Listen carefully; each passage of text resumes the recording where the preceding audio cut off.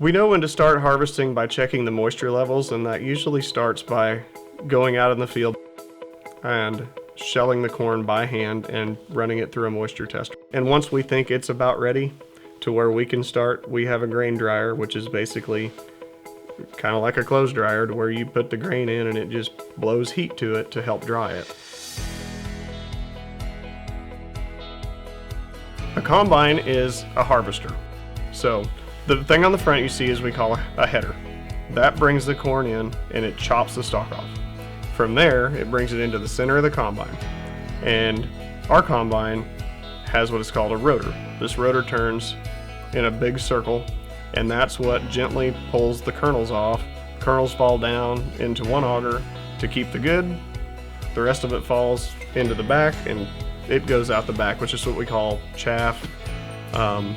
And that is what breaks down into what we have talked about, organic matter.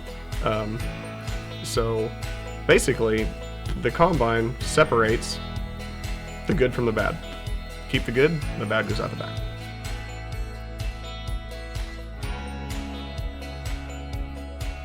Well, the grain cart's main purpose is to keep the combine moving through the field. If we didn't have a grain cart, especially on our operation, we are so hilly and so many terraces that we have to drive around.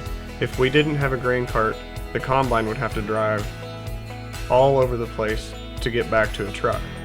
The biggest thing for that is the trucks don't go through the field. You don't have compaction. And compaction is basically when you have weight on the dirt, it really hurts the ground. So the grain cart keeps the combine moving and it has less compaction on the ground.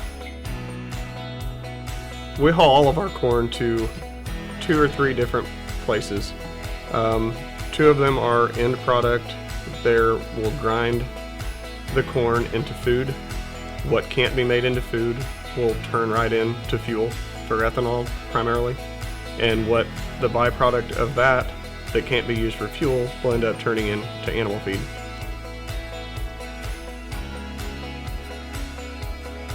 Sometimes there is exports involved to where it gets shipped by train to usually to the Gulf, and sometimes that goes overseas.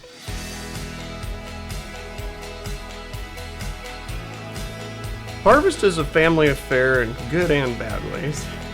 It's fun because the kids absolutely love to be out in the field with me, with their mom, with grandma and grandpa, even with the guys. And the guys like having them out there too because it kind of gives everybody a little bit of a break.